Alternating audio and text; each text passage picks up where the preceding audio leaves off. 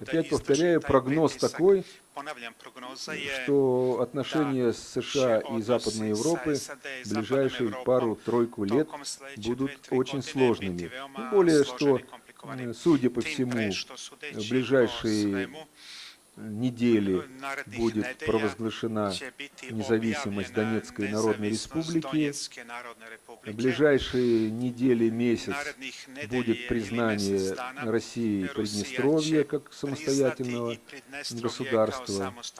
Предполагаем, что кризис политический на юге и востоке, в Харькове, в Одессе, Запорожье, нестабильность, выступление за федерализацию Украины продолжится.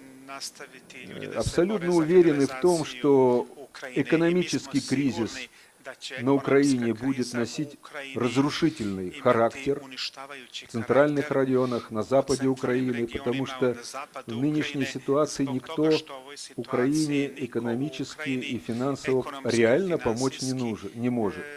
Украине нужно не 10 миллиардов, и не 15, и даже не 30, и даже не 40. Украине по-хорошему нужно не менее 150 миллиардов, чтобы спасти Украину от дефолта, от кризиса.